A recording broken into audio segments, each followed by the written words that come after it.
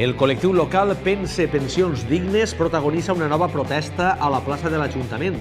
Cada divendres repetiran esta acció contra la política de pensions del govern central.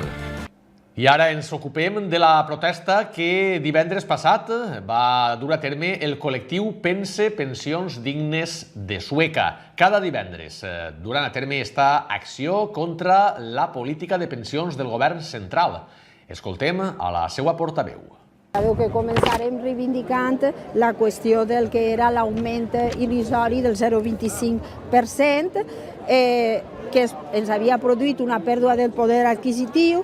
Després, sobretot, també ara que estan parlant de la privatització de les pensions, que a més volen al juliol aprovar-lo al Parlament Europeu, la Comissió Europea ho ha plantejat per a ser aprovat i com el Partit Popular Europeu té la majoria, el que hem fet des del col·lectiu i des de la Coordinadora Estatal per la Defensa de les Pensions Públiques ha sigut demanar a tots els ajuntaments que facin, que signen una moció de censura, perquè són els que més a prop estan de nosaltres, tots els grups polítics, per tal d'aturar el que suposa aquesta privatització que volen que tots tinguin una pensió privada. I tornem al mateix.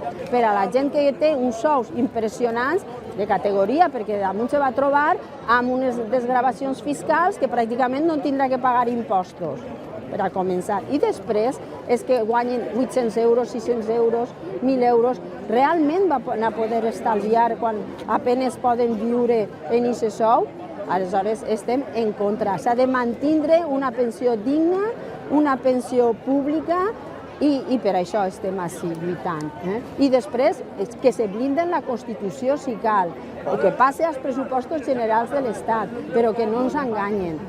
Són tantes les mentides que, clar, després els mitjans de comunicació, com passa ara, que han aprovat la qüestió de l'augment del que és les pensions més vulnerables i després també les de viduïtat, resulta que diuen un 3 i un 2%.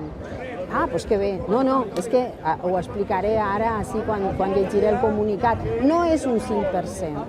Està la lletra menuda, la dels contractes de la banca, on es demostra que això arriba de 2 milions i pico, 300.000, crec, de pensionistes amb dret a aquests percentatges, es redueix com a 700.000 o 500.000. O sigui que s'ha de dir la veritat. I és important, per tant, també, mireu, faig una mica de publicitat, però cal fer-ho, que s'adheriu, que la gent s'adherisca al col·lectiu, que vinga així a les concentracions i que s'associe, perquè anem enviant tota aquesta informació i, per tant, saben el que realment... Una cosa és el que ix als mitjans de comunicació i una altra cosa és el que realment ens afecta.